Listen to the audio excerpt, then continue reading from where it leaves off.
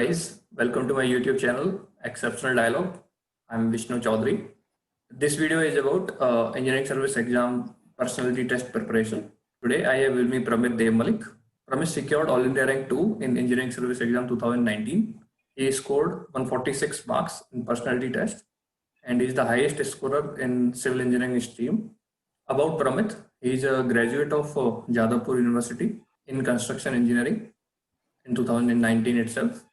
With final year itself, he secured All India Rank 2. In this video, Pramit will share his overall interview experience, what exactly happened during interview, before interview, and after interview. And also, he will tell all the strategies and how he scored 146 marks, the highest marks out of 200. This video is in 4 parts. First part will be exactly what happens on the day of interview. Second part will be the overall interview experience inside the room. And third part will be the preparation strategies. Fourth part will be the suggestion for the future aspirants. So Pramit, welcome to my YouTube channel. Thank you, Vishnu, for inviting me on your channel. It's a pleasure to be here. Before starting interview, Pramit, your background on the wall appears more of civil engineering. Tell me about the background. Yeah, so the background which you can see behind me is actually a virtual wallpaper. So that's actually a photograph which I took a couple of years back of the Howrah Bridge, which is very famous. Everyone must be knowing about it, which was actually being repainted at that time. So this is one of my favorite pictures that I've taken. So you can actually see the huge scale of the steelwork that's been involved in making this structure. So this picture is taken by yourself? Yes, actually one of my hobbies is photography. Oh, great. So now we'll start the interview. Pramit, first of all, tell me, you have done a BE in construction engineering, not BTech in civil engineering, right? So actually this question regarding construction engineering and civil engineering was also asked by the chairman of my board in the personality test itself also. Okay. So basically there are a few differences between construction and civil engineering, mainly the fact that we have a few more papers on construction management and some practical aspects of construction, such as construction equipments, various building technologies, etc. Otherwise, it's 95% the same. Syllabus is more or less the same. So, Pramit, now we'll discuss about your interview experience overall. So first of all, we'll come to the day of interview. Exactly what all happens at UPSC? Tell me in the sequence. Okay, so first you report to UPSC Dholpur House at the stipulated time. My timing was 1 p.m. and you won't be allowed entry into the campus before that time. So, but I'll always recommend that you reach the campus at least half an hour before, so that you don't face any unnecessary delays due to traffic and don't get stressed out due to that. So once you enter the campus, you deposit your cell phones, watches, other valuables at the reception and collect a token in response to that. And then you move on to the allocated table for document verification. After document verification is completed for all the candidates in that particular panel, the interview call starts one by one. And depending on your roll number, I think the smallest roll number is called first. The interview started. Pramit, what are the documents required for personality test? Well, the most important document is your e-summon letter or the call letter, without which you won't be allowed to enter into the campus. Second, you have to bring your 10th certificate. It'll also serve as your date of birth proof, your 12th certificate, your graduation details such as mark sheet or degree. In case you don't have the degree, you can bring the provisional certificate, but you have to display the degree to UPSC once your name figures in the final list. Otherwise, your candidature is liable to be cancelled and will be treated as provisional or conditional. Other documents include, I think, a couple of recent passport size photographs and disability certificate or caste certificate, as the case may be. Pramit, how many number of panels were going on at the day of your interview, and how will you get to know who is your board member? Okay, so on the day of my interview, I think there were around 3 panels for civil engineering and a total of 7 to 8 panels for including all the other streams.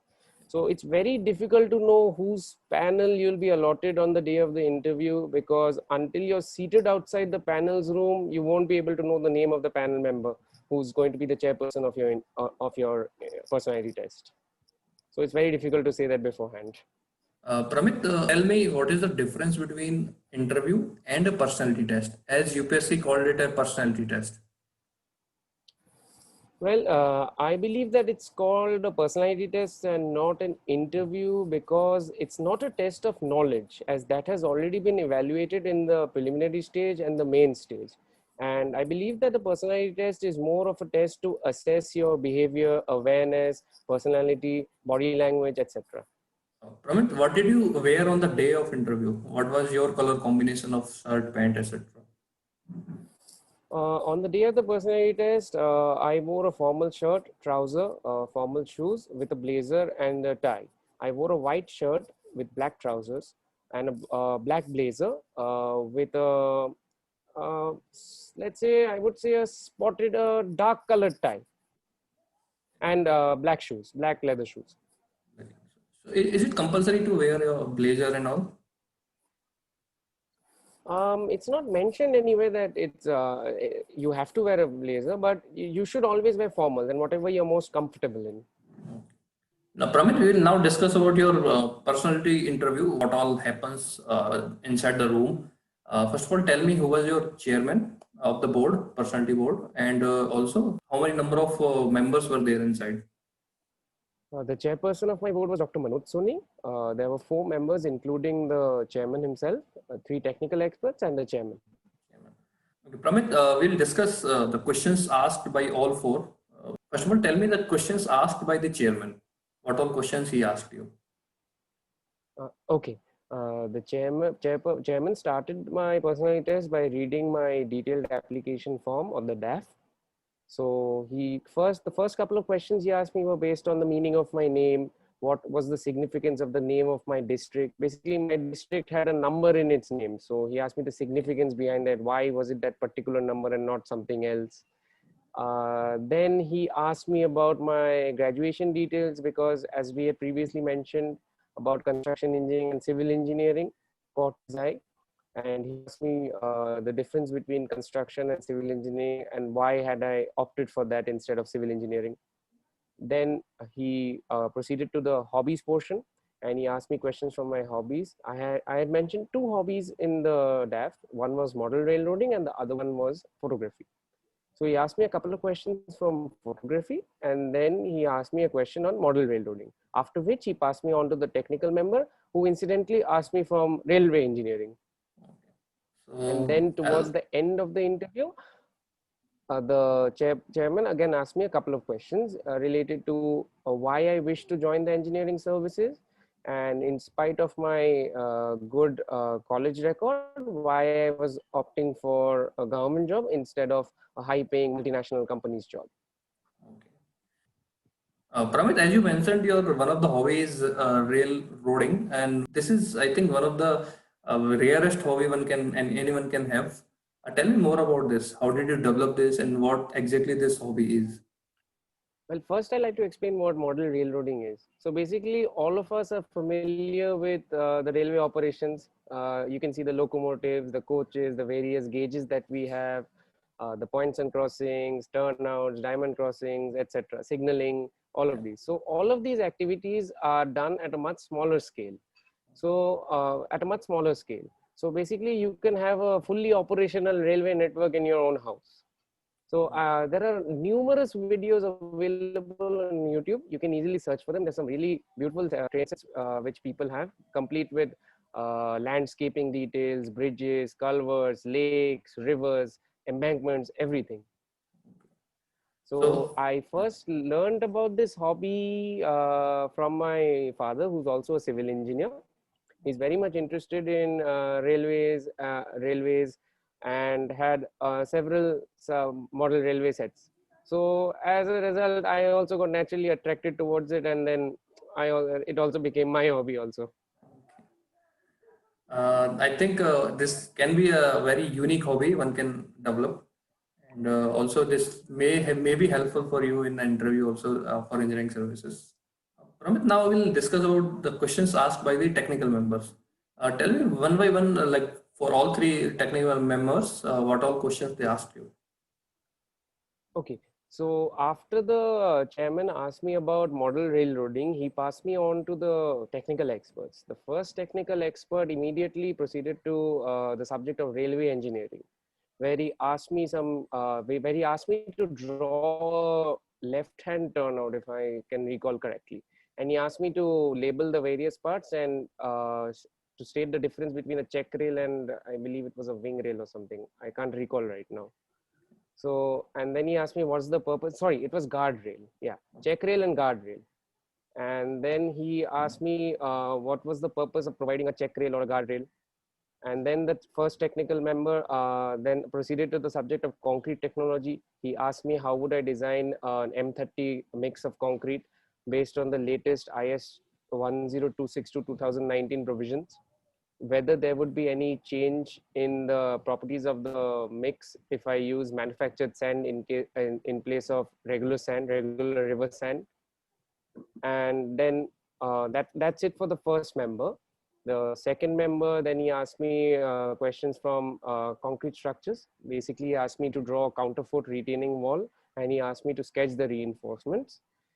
He then asked me to indicate why are the reinforcements provided in the designated spaces on a retaining wall. What's the purpose of providing reinforcement at those points? Then he asked me about the various types of joints in the structure, such as convention joints, construction joints, etc. So then he asked me about construction joints and what precautions we should take while making or starting work again from construction joints. And then finally, the third technical member asked me questions related to construction management, mainly about milestones, events that are that occur in a multi-storied housing project, and how would I bring a project back on schedule if it missed some activity along the critical path, etc. So basically, your questions were from railway, then construction technology, and also from project management. Yeah, well, I think I was asked mainly from construction management and railway because of the details that I had put in my detailed application form. Because I mentioned model railroading, so there was a link between model railroading and railway engineering. Railway And engineering. construction management was probably asked because I had mentioned the difference between construction engineering and civil engineering, in which I had stated that we had more papers on construction management. Yeah, yeah. Pramit, how long your interview continued? Well, I think the duration of my interviews was around 20 to 25 minutes, but actually in the interview, it felt like it was much shorter because it felt like time flew during the interview. Yeah, yeah. So, Pramit, how many non-technical questions, what we call the question from the TEF, were asked you in the interview? Okay, so the majority of non-technical questions that were asked to me were asked by the chairman himself. He basically, the interview started out with a reading of the DAF. He asked me the meaning of my name, the significance of the name of my district. When he saw that I was from construction engineering, he asked me questions related to that. Since your academic details are also a part of the DAF, your CGPA percentage, graduation percentage, he also saw that and he asked me that why had I preferred, why had I opted for engineering service over a MNC, over a good MNC. And from hobbies, questions were asked like on photography and model railroading, which had an indirect effect on my technical part also because I was asked questions from railway engineering. So the DAF plays a very important role in the personality test. Okay, Pramit, after your interview gets over, what exactly, is there any other procedure happens? So once your interview is over, you thank the members of your panel and you leave the room. Collect all your belongings, which are kept in designated spaces in the UPSC campus itself. And then if in case you need to claim traveling allowance, you can claim that by showing proof of valid air or rail tickets.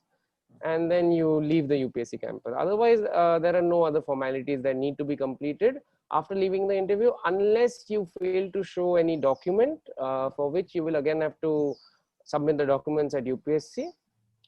For example, I had my provisional degree certificate with me at the time of the interview and not my main degree, because that was going to be given out in December and the interview took place in September. So I was asked to submit a undertaking or declaration that I would submit my original degree to UPSC. Otherwise, my candidature would be liable to be cancelled. Okay. Actually, yes, UPSC gave you another chance if you do not produce the required document, and then in the prescribed time you can submit your documents. So, Pramit, one last question about your interview experience. What was your feeling when you came out of the room, and what exactly were inside you? Like, were you feeling that you have done the way you wanted, or what exactly you were feeling? Well, the simplest way to put it would be that in one word, I felt relief. I was relieved that I had completed the last stage of a very grueling and hard examination process that started in January with the preliminary examination and ended in September for me with the interview. So I was happy that my interview had gone quite smoothly. I was able to answer most, if not all, the questions quite well. So I was happy that I would get good marks in the personality test. That was my immediate feeling after leaving the campus. Okay. So, Pramit, we'll come to the preparation part now. How exactly you prepared for the interview? First of all, tell me, when did you started your preparation for the personality test?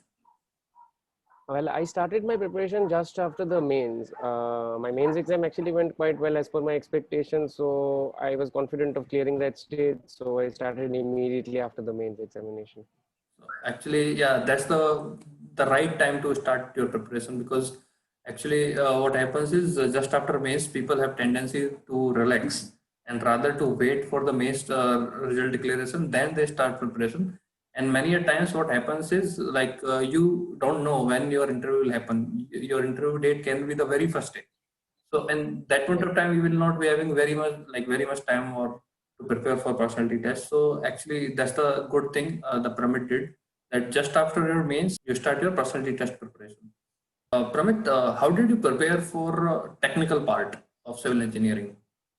Okay, so for the technical part, I revised all my subject notes. I took study materials from a renowned coaching institute, which also helped in revising the technical topics. And since it had a previous year questions, similar to the previous year questions, like types of questions asked in the interview, that also helped me get accustomed with the level of questions that are asked in the personality test.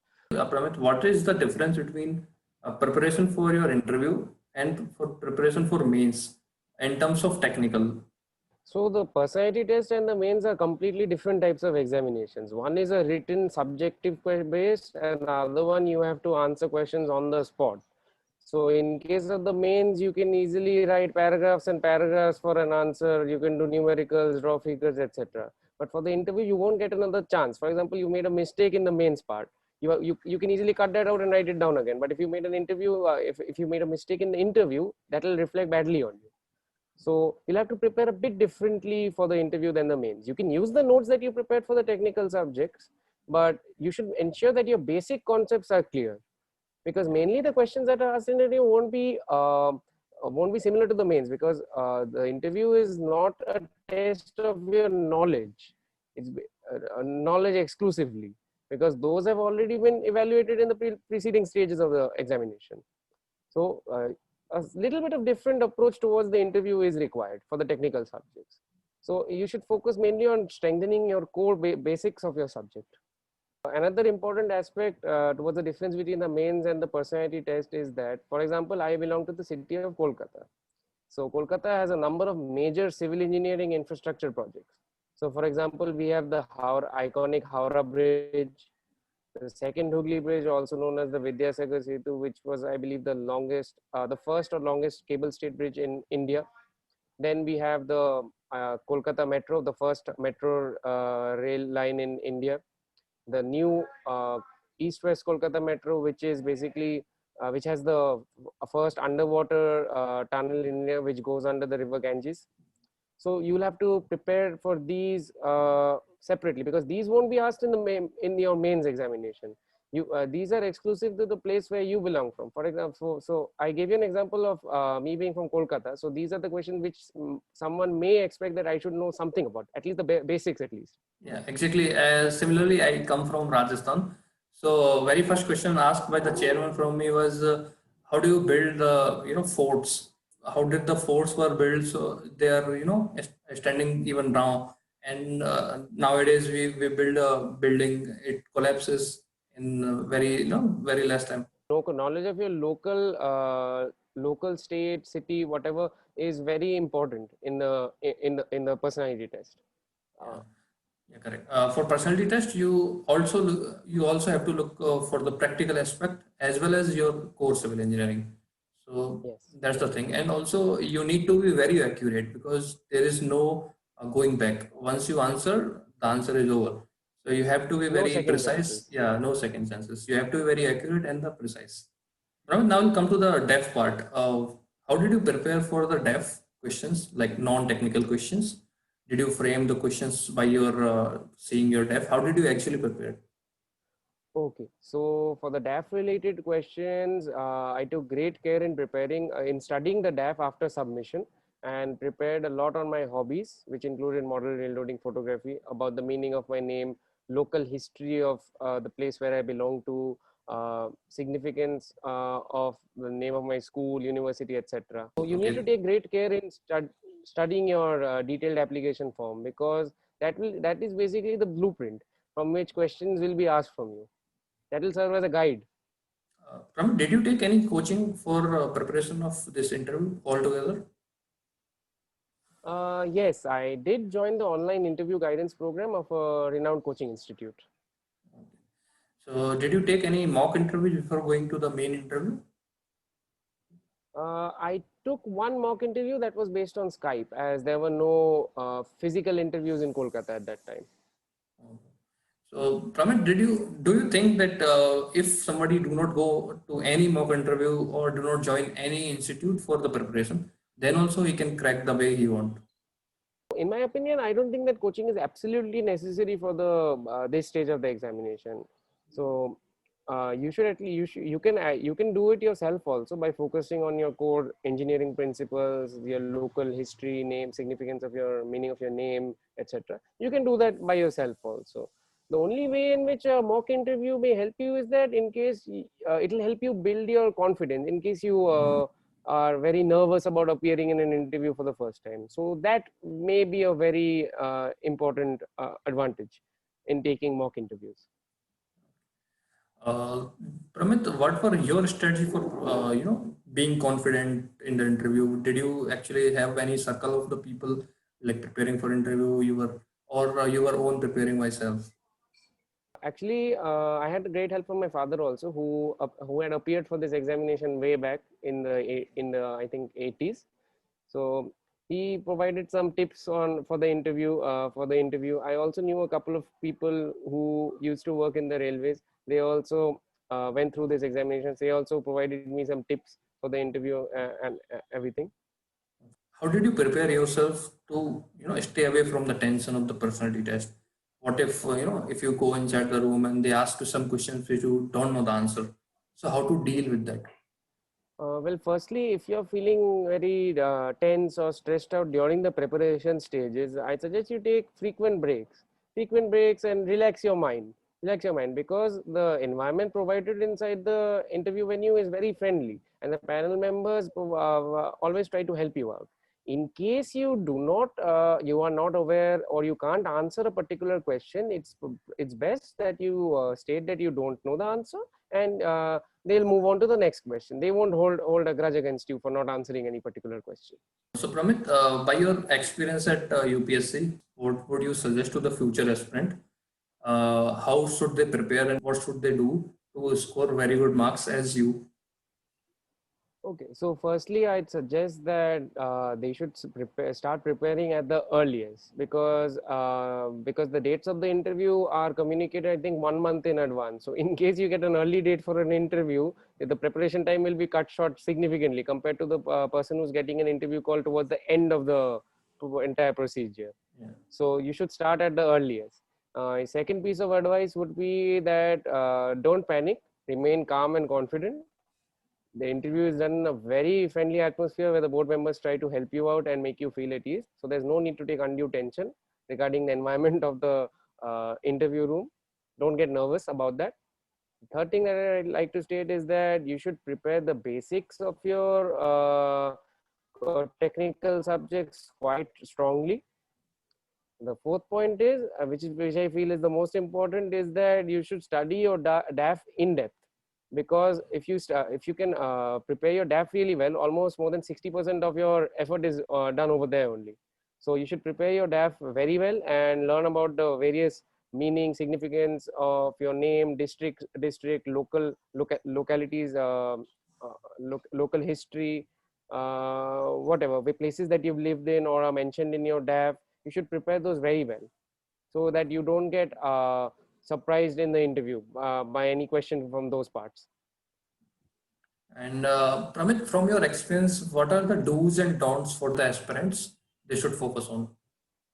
Okay, so the single point that I'd like to make in this regard is that if you do not know any answer, you should calmly state that you are not aware of it, or that you don't know or you can't recall. It's essential that you be truthful and honest and do not try to guess your way through any question. So my piece of advice would be, don't bluff or don't guess. If you don't know the question, just state you don't know and move on to the next question. For that, I would like to add something more that in 2017, it was my first interview at UPSC for engineering services. Actually, what happens, my chairman was Mr. B.S. Passi. He actually started asking me 8 questions back to back from Indian history. Like questions such as what were the Mahatma Gandhi's views on industrialization? What do you know about Chauri Chaura incident? So all such questions back to back, 8 questions they asked me from Indian history, and I do not know any answer. I directly said, sorry sir, I do not know. So back like all 8 questions I answered, sorry sir, I do not know. And 9th question was asked from the technical member. So basically I did not answer even a single question of the chairman. And then technical member 1, 2, 3, they asked from the civil engineering. So I answered all the questions. And lately I got 120 marks. Number of answers doesn't matter, but what matters is your confidence. Yeah, also I'd like to add that in case of a dispute in your answer with the panel member saying that you're incorrect, you should accept it and move on to the next question. You should not argue with the panel members. Okay, Pramit, some people say that interview marks are not in your hands. So you should not bother about the interview marks. Rather, you should focus mainly on prelims and mains. So how do you see the interview marks as compared to the prelims and mains? Okay, so I don't agree with that statement that interview marks are not in my hands and you shouldn't focus on the interview, rather focus on the mains. So in my opinion, each stage of the examination is important, and the interview marks have a very important effect on the final rank and makes a huge difference. For example, if your mains or preliminary marks are not up to your best expectations, a very strong interview score will definitely boost up your marks and your rank also subsequently. So you shouldn't ignore the interview. You should also prepare full-heartedly for that interview. Okay, Pramit, this is the last question to you. That even though we don't know how the marks are given to the aspirants, some people score very good marks, some people do not get good marks, even though according to them they have performed very well in the interview. So I'll ask you this question: like you scored very exceptional marks, 146 after 200. What are the possible cause or the reasons why did they give you such exceptional marks? Well, it's very difficult to state any reason for why I got good marks in the interview. Maybe it was a combination of all the factors that we talked about. That you should give your answers calmly, confidently. In case you're not aware of anything, you should just skip it. Say that you're not aware of it. So, but another major point is that I felt that luck played a very important role in my interview experience, because I was very comfortable with all the questions that were asked, and I was able to answer most, if not all of them, quite well. Pramit, if somebody is not that confident in English, can he answer in Hindi in the interview? Well, I think he or she can answer in Hindi, as long as the communication between the panel and the interviewee is clear. I don't think the language should play a very important role, as long as you can communicate your point. Yeah, actually, if you are not comfortable in English, then you can actually ask the chairman that, sir, if you allow me, then can I speak in Hindi? If they allow, then you can answer in Hindi. I will also suggest, first of all, see the board members. If you see anyone from Southern India, then try to avoid Hindi. Rather, answer in English. Even this year in 2019, my interview chairman was TC Anand. and he actually started asking me question in Hindi only. I started answering in Hindi to the questions he asked me in Hindi, and all questions he asked me in English, I answered in English. So that's the way interview happens. Pramit, I congratulate you for the huge success, and thank you so much for sharing all this information. I hope we have covered most of the queries or the questions which an aspirant can have, and I think you have already explained in very much in the detail. Even if guys, if you have any questions regarding interview process, you can write down in the comment section. And thank you so much again, Pramit. Thank you, Vishnu. I hope I was able to clarify some doubts about the personality test and was able to provide some useful information to the aspirants of the engineering service examination.